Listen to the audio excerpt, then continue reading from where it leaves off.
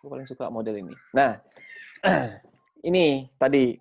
Tapi tadi gue penasaran. Gue nggak tahu juga pengen jawab. Kalau nggak stres nggak hidup. Itu benar.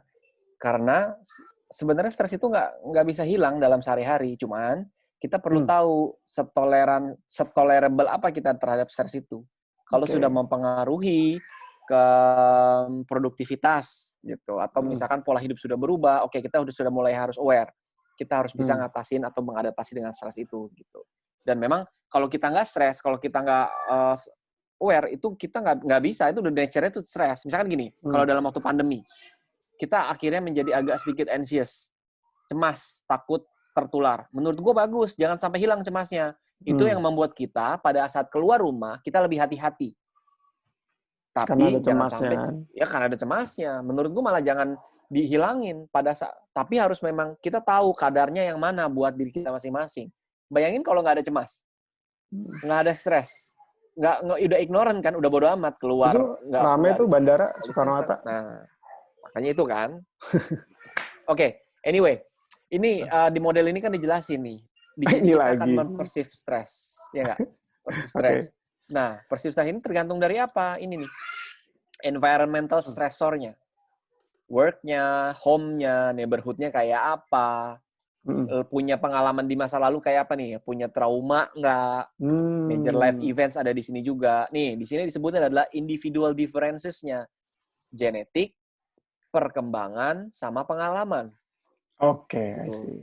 Karena ada genetik-genetik tertentu yang membuat kita memang vulnerable terhadap stres. Jadi pada saat kita dilahirkan, diturunkan oleh kedua orang tua kita genetik-genetik lah ya. Genetik yang hubungannya dengan mood, salah satunya dengan stres. Nah, pada saat mungkin kita keep dulu itu buat next. Panjang banget. Genetik, pokoknya di genetik lah. Ada genetik lah. Di genetik, oke. Nah, nanti ini tergantung juga perkembangannya gimana. Apakah dia memang orangnya udah pemarah atau enggak. Nah, kasarnya kan kayak gitu. Lalu situasi di rumah tuh kayak apa? Pengalaman dia ngadepin stres gimana? Pola asuh, gitu ya. Pola asuh, pembelajaran dia terhadap lingkungan, kayak gitu-gitu. Nah, ini yang akan mempengaruhi bagaimana kita mengatasi stres tersebut, bagaimana kita memaknakan. Misalkan gini, wah sekarang pandemi, orang kan beda-beda, man. Apa yang dipersepsikan pada saat lockdown, pada saat kita nggak boleh kemana-mana. Ada yang, waduh gimana nih, gue nggak bisa ketemu teman apa, segala macam, akhirnya stresnya tinggi. Ada yang, iya agak kaget, stres, tapi akhirnya turun, nggak apa-apa lah, gue juga malah makin bagus kalau di rumah gue bisa lakuin hal macam-macam. Beda-beda kan? Yes. Itu yang mempengaruhi juga. Yang mempengaruhi apa? Cara pemaknaan dari stres itu, dan respon dari perilaku dan fisiologis tadi. Jadi, respon perilaku dan fisiologis yang tadi kita sebutin kayak jantung dan segala macam, itu sangat individual sekali. Gitu. Nah, kalau fisiologis, ini hubungannya dengan ini. Genetic Development Experience. Ini juga berhubungan. Selalu gue gini. Aduh, nah, gini, S3 nih. Sekarang gue lumayan, gue udah bisa bikin PPT sendiri. Bangga ya? Ya, Ania kalau lu bisa jelasin lagi, ini kan ada individual differences, ini kan dia tanda-tandanya 2 nih, San. Jadi kayaknya semuanya start with individual differences nggak sih? Individual differences ya. Start dulu di sini kan. Saat sini, ini juga respon dari fisiologis mempengaruhi ke sini. Karena gini, respon detak jantung itu diturunkan, man. Genetik. Gitu. Genetik diturunkan, jadi heart rate variability itu diturunkan ternyata. Betul. Ini juga behavioral response ke fisiologik, merespon fisiologik lagi. Jadi ini tergantung dari sini juga experience. Betul. Gitu. Ya kan, nanti kalau lihat nih kan teman-teman lihat nih individual differences nih nggak ada yang panah ke dia, tapi dia panah yang ke persif, sama dia ngasih panah ke fisik. Artinya dia kayak awalnya dulu kalau emang lu punya pengalaman yang parenting lu baik, lu dapat pola asuh yang baik, lu dapat pembelajaran hidup yang baik, lu mungkin di sininya udah stop nih di persif juga. Lu mungkin ada stres, lu bisa persif dengan ya sudahlah, mungkin ini itu gitu. Ya. Dan di McEwan ini juga ngomongin, ini kan allostatic load ya. Nah, ini yang akhirnya membedakan bagaimana kita merespon stres. Gitu loh. Ini namanya physiologic response atau stress reactivity, bisa dibilang gitu juga. Jadi ada yang frequent stress itu yang repetition, frequent. Ada yang lack of adaptation. Lack of adaptation itu pada saat stres itu meningkat, dia akhirnya recover-nya tuh agak lama gitu. Atau yang prolonge itu dia udah tinggi terus jadi flat. Atau malah respon fisiologisnya dia malah hypo. Biasanya kayak misalkan ya? rendah. Jadi kita tuh nggak bisa terlalu rendah juga respon terhadap stres. Kayak misalkan kalau hyporespon di kortisol itu biasanya associated with gejala depresi misalkan. Itu berpengaruh juga. Kayak gitu. Okay. Jadi kalau namanya stres normal adalah pada saat kita stres itu pasti meningkat, itu udah pasti. Nah, sekarang tinggal dia akan recover. Recovery-nya orang berbeda-beda. Adaptasinya dia akan recover sampai ke baseline lagi. Kalau di gangguan-gangguan tertentu kayak misalkan adiksi, kalau kita ngomongin adiksi ya karena gue diadiksi sih. Nah, dia sudah udah blunted kortisol gitu. Misalkan kalau kita mau ngomongin kortisol atau respon akut stres, dia untuk recovery-nya agak lama nih. Bahkan bisa flat. Kalau sudah karena brain stress systemnya tuh udah ada gangguan gitu. Jadi stres orang-orang dengan adiksi A yang parah gitu ya, dia akan balik ke baseline itu akan lama. Oke. Gitu. Jadi dibutuhkan rasa nggak nyamannya makin lama dong ya, makin nggak enak. Makin lama karena dia menuntut sesuatu hal yang menuntut dia menjadi stabil. Banyak tuntutan. Jadi ribet lagi. Banyak tuntutan. Kan kalau kita kan gini, pada saat kita stres, kalau di teori homeostasis, otak kita tuh tidak seimbang. Jadi kita menuntut keseimbangan.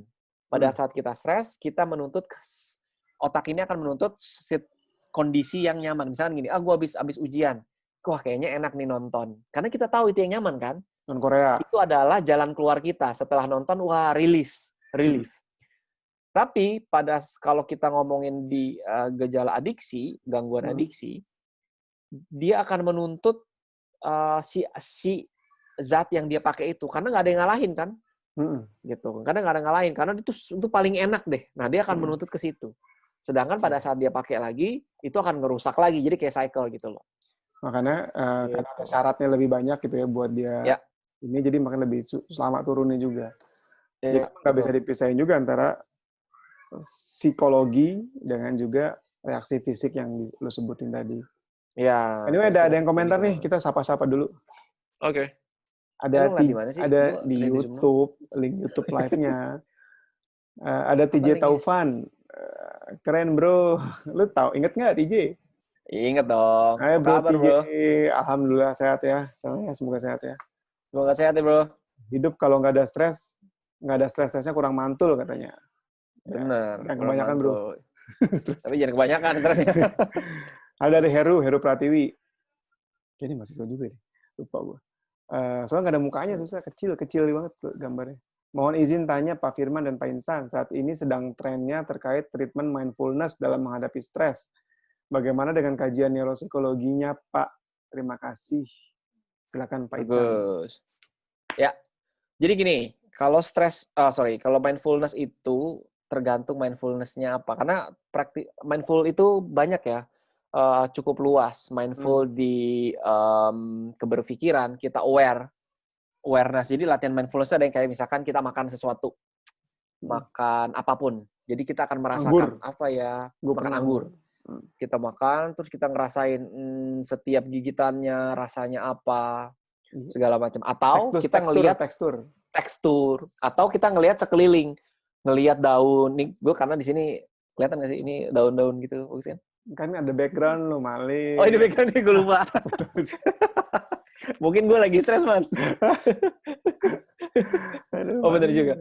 Ya, kalau atau kita ngelihat pemandangan gitu. Tapi pemandangannya detail, kayak daunnya warnanya apa, ada berapa alurnya di daunnya. Itu mindful juga sebenarnya. Atau kita mindful memperhatikan pikiran kita. Pikiran apa yang muncul saat ini tanpa kita terpengaruh dengan pikiran tersebut. Jadi kita secara objektif mengevaluasi pikiran. itu mindful juga tuh. Nah, atau breathing exercise. Nah, breathing itu termasuk yang mindful juga. Jadi, disinyalir, gue udah ngomong bahasa itu mulu ya, pada saat kita aware terhadap sesuatu, kita fokus kepada, kita nyebutnya here and now, itu meningkatkan fungsi kontrol kita. Gitu. Nah, kebetulan gue lagi buka slide ini kan. Nah, ternyata kan stres itu bisa mempengaruhi yang namanya apa coba? Cognitive control nih. Gitu. Jadi mempengaruhi fungsi kontrol kita yang adanya di prefrontal cortex tadi. Gitu. Ada di prefrontal cortex yang tadi ada anterior cingulate dan segala macam. Yang hubungannya dengan kontrol. Sebenarnya banyak ya isinya ya. Kontrol tuh banyak. Ada, gitu. Karena brain itu kan ada network man. Kalau kontrol itu lebih banyak ada di salience network namanya. Yes. Salience network, ada salience network, ada default mode network, dan segala macam. Gitu. Jadi menurunkan fungsi kontrol. Nah, mindfulness itu bisa meningkatkan kontrol tersebut. Tapi memang butuh latihan ya. Mindfulness yang bagus kan kayak meditasi, tapi meditasi itu adalah suatu goal kalau menurut gua. Jadi proses untuk bisa meditasi itu yang prosesnya cukup panjang. Tapi latihan-latihan mindfulness yang singkat adalah tadi breathing exercise, awareness, aware dengan pikiran kita, aware dengan respon fisiologis, itu termasuk mindful. Gitu. Nah, kalau kita ngomongin mindfulnya dari breathing, kebetulan gue ada nih. San, udah 1 jam lebih nih kita. 1 jam lebih ya. Sekali lagi nih. Kita keep aja. Keep aja deh. Keep aja nih. Keep aja. Oke, kita ini aja nih. Spoiler. Nah, kalau breathing tuh ini. Kita satu sesi tuh breathing exercise, ya nggak? Bisa. Nah, jadi breathing itu ada breathing di frekuensi tertentu supaya bisa meningkatkan fungsi kontrol. Jadi nggak asal breathing gitu. Ada teorinya breathing nih. Ini salah satunya nih. Tuh, train the baroreflex. Baroreflex itu ada di autonomic nervous system juga. Gitu. Trainnya dengan apa? Dengan breathing exercise. Gitu, man. Oke, kita keep aja kalau gitu. Iya, artinya sebenarnya kalau dari gue sih, dari pemahaman gue, mindfulness tuh bagus buat here and now ya, buat kita jadi nge-switch pikiran kita, cuma tetap yang mesti kita sasar nantinya adalah core to the core-nya, inti adalah bagaimana kita memaknai, tadi Insan udah bilang. Bagaimana kita memaknai situasi, dan itu butuh ya jauh lebih kompleks dibandingkan dengan mindfulness. Kan itu tips sederhana kan. Itu kayak apa ya, tools buat sederhana yang tidak sederhana sebenarnya. Ya, buat orang-orang tertentu jadi nggak sederhana. Ya, jadi to be mindful is a process menurutku. Betul. Tapi kalau lo ngelatih itu bagus. Betul, bagus banget. Karena itu kan kalau bisa ya.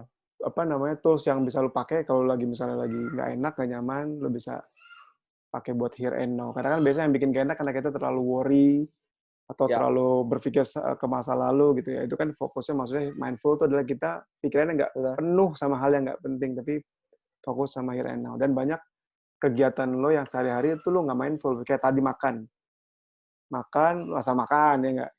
Akhirnya suruh coba rasain tuh makanan lo pelan-pelan. Ada rasa manisnya misalnya. Gue tuh artinya gitu. Makan ini anggur. Coba sekarang rasain, ada asam juga ya. Iya.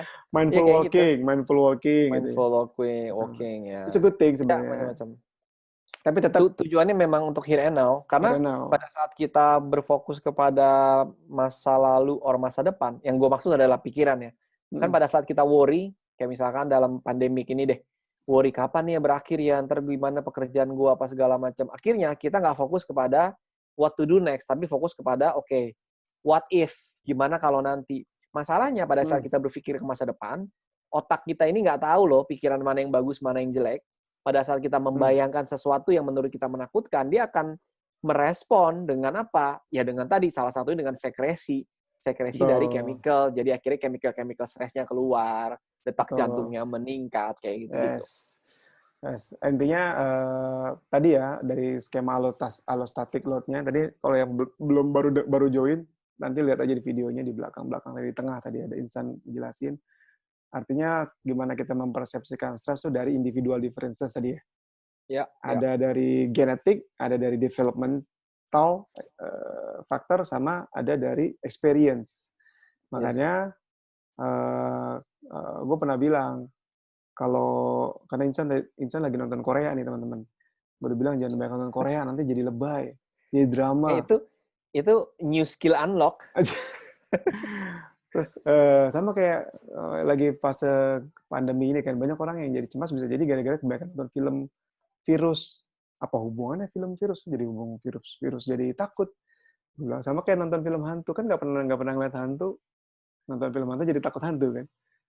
Karena lu punya pengalaman itu kan, jadi masuk ke dalam belief system lo kalau bahasa CBT-nya. Kalau bahasa tadi masuk ke perceive stress. Gitu. Ya bisa dengan media juga. Misalkan media kan kita ngeliat media setiap hari yang ya nggak ada yang bagus lah. Betul. Dengan paling kurva yang nggak menurun, terus dengan gambar-gambar yang men-trigger, itu bisa jadi Kak. Karena ada penelitian juga nih bahwa media ini menjadi salah satu faktor yang cukup penting juga. Yang mana tuh penelitian siapa tuh? Yang di Boston kalau nggak salah tentang dari bombing. Mana tuh? Wah, adalah temen gue yang tahu. Bukan. Enggak, bukan lo pokoknya. Pokoknya gue tahu sendiri, bukan dari lo. Gitu kali. Ya. Gitu kali San, banyak banget nih, udah lama banget. Udah lama banget jalannya kalau orang pada tidur. Iya. Kayaknya next time kita agak mungkin bisa bisa lo polling. Enaknya ini kalau misalkan dengan format kayak gini, kita mau berapa menit sih? Kalau sejam kelamaan nggak? Gitu. Atau kayak cuman kita bikin pack aja, kayak kuliah. Tunggu ada pertanyaan nih. Oh, ada pertanyaan. Kak Firman. Ini gue merasa tersulut ya. Karena yang nanya dosen gue. Manggilnya Kak. Kak Firman mau tanya, kalau latihan mindfulness jadi berkurang stresnya nggak sih? Oh, coba, karena nanya gue ya, berkurang. Kan? Lo kedengeran nggak? Kedengeran. Oh ya, berkurang dong. Tadi udah dijelasin Mbak sama Insan. Well, penelitian nyebutin itu salah satu cara yang bagus ya.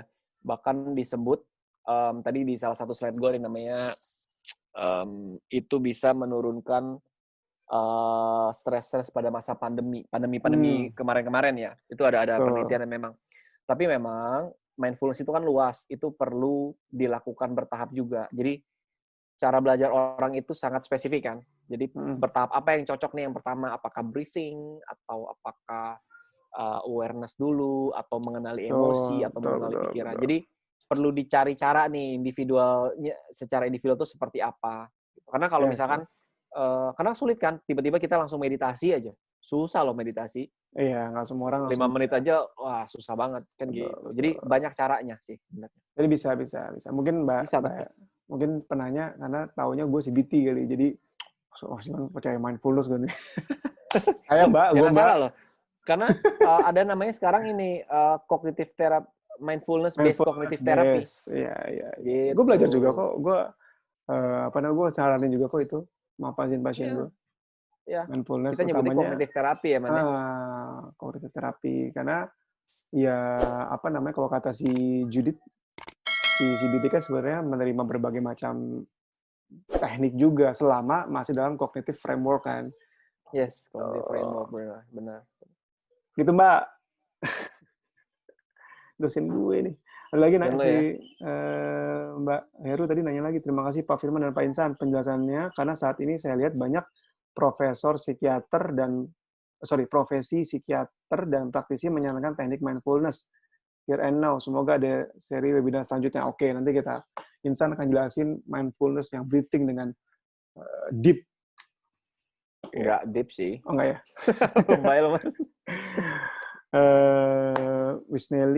Bu Wisnelly, terima kasih Mas Firman, Mas Insan telah berbagi. Terima kasih juga.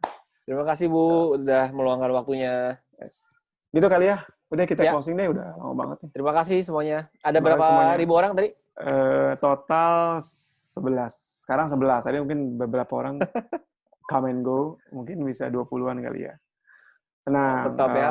Positif aja. Positif aja. Enggak, itu rasional. Gue nggak positif. Itu rasional, oke. Sorry ya, mohon maaf. Ya, nanti kita lanjutin lagi deh di series berikutnya. Karena kalau ada yang punya ide, teman-teman yang nonton punya ide mau bahas apa, di komen aja di Mind and Body Indonesia. Nanti yang live ini akan kita publish juga. Kita keep tapi mungkin gue edit dikit depannya sama belakangnya supaya compact aja. Sama ada yang gue potong-potong nanti, jadi terbagi 3 segmen aja tadi. Yang pertama, gimana cara ngukurnya, terus kedua HP aksi sama simpatetik, yang ketiga stres di otak sih ya. Gitu kali, yang perceived stress tadi yang lo jelasin. Perceived stress ya. Mungkin next time kita bisa ngomongin breathing tersendiri kali ya. Kan udah gue bilang tadi gitu. Oh gitu ya? Oh, Udah gitu, lewat ya? Kayak ngelawak. Oke deh, kalau gitu terima kasih Insan dari udah jelasin panjang kali lebar, udah ngomongin waktunya buat mainin brand Indonesia. Kita tunggu di series webinar berikutnya. Terima kasih, salam buat istri, anak, keluarga di sana. Semoga aman-aman terus. Oke, saya tutup ya semuanya. San, tapi jangan lu tutup dulu. Gue mau close di YouTube-nya aja. Terima kasih semuanya sudah mendengarkan. Semoga bermanfaat. Sekali lagi, jangan lupa like, comment, dan subscribe, dan juga di-share. Semoga bisa menginspirasi banyak orang. Terima kasih. Wassalamualaikum warahmatullahi wabarakatuh.